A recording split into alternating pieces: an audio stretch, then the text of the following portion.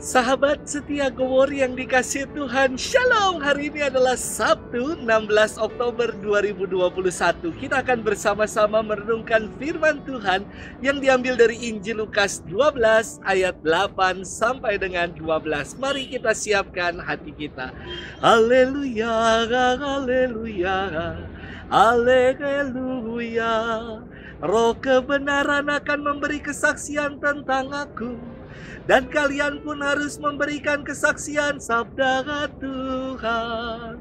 Haleluya, haleluya, haleluya. Tuhan bersamamu dan bersama rohmu. Inilah Injil suci menurut Lukas. Dimuliakanlah Tuhan. Sekali peristiwa, Yesus bersabda kepada murid-muridnya, "Barang siapa mengakui aku di depan manusia, akan diakui pula oleh anak manusia di depan para malaikat Allah. Tetapi, barang siapa menyangkal aku di depan manusia, ia akan disangkal pula di depan para malaikat Allah. Setiap orang yang mengatakan sesuatu melawan anak manusia, ia akan diampuni. Tetapi, barang siapa menghujat Roh Kudus, tidak akan diampuni. Apabila kalian dihadapkan kepada majelis atau pemerintah atau penguasa, janganlah kalian khawatir bagaimana dan apa yang harus kalian katakan untuk membela dirimu. Sebab pada saat itu juga Roh Kudus akan mengajarkan kepadamu apa yang harus kalian katakan." Demikianlah sabda Tuhan. Terpujilah Kristus. Sahabat setia Gowor yang dikasihi Tuhan, Shalom. Ada umat yang mengatakan kepada saya, "Romo, bagaimana sih membaca kitab suci supaya saya dapat mengerti?" Lalu saya katakan, tentu membacanya bukan sekedar seperti baca koran, apalagi kayak baca novel. Namun kita perlu merenungkan dan memohon terang dari Roh Kudus. Kadang kita baru baca dan tidak ngerti, lalu bukannya kita menggali lebih dalam lagi, malah berhenti membaca, yang gak jadi mengerti.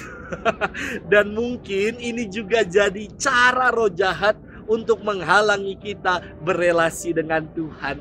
Sahabat setia Gowor yang dikasihi Tuhan, hari ini firman Tuhan terasa sulit kita pahami. Namun seperti yang saya sampaikan tadi, marilah kita mohon terang Roh Kudus agar kita mampu mengerti maksud firman Tuhan hari ini. Yesus bersabda, "Setiap orang yang mengatakan sesuatu melawan anak manusia, ia akan diampuni. Tetapi barang siapa menghujat Roh Kudus, ia tidak akan diampuni."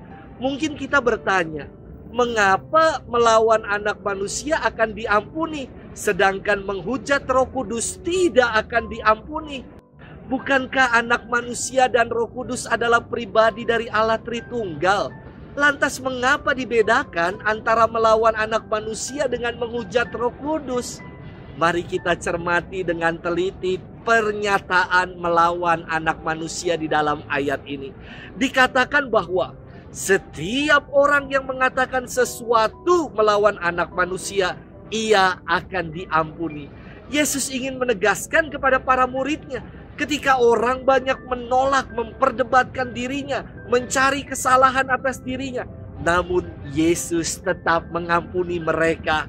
Namun Yesus melanjutkan sabdanya, "Tetapi barang siapa menghujat Roh Kudus, tidak akan diampuni." Kata menghujat berarti menolak, mencaci dan menentang.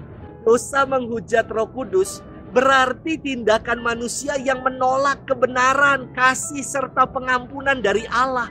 Dengan demikian ia tidak mungkin diampuni. Bagaimana mau diampuni jika pribadi yang hendak diampuni menolak pengampunan? Contoh mudahnya begini, saudara-saudari.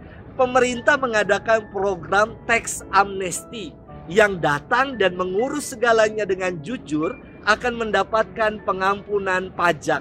Sedangkan yang tidak mau datang malah berkelit ini itu, bahkan menentang program tax amnesty ini, ya kepadanya tidak akan diberikan pengampunan pajak. Sahabat setia Gowor yang dikasihi Tuhan, Yesus pernah berfirman, "Dan kalau roh penghibur datang, Ia akan menginsafkan dunia akan dosa, kebenaran, dan penghakiman. Inilah karya Roh Kudus, yakni untuk menginsyafkan manusia dari dosanya. Jika manusia tidak mau insaf, maka ia berdosa melawan Roh Kudus. Yuk, kita buka hati dan budi kita agar kita semakin peka dan terbuka akan karya Roh Kudus yang menginsyafkan kita. Selamat bermenung, happy weekend untuk kita, dan Tuhan memberkati kita selalu dalam nama Bapa dan Putra dan Roh Kudus. Amin.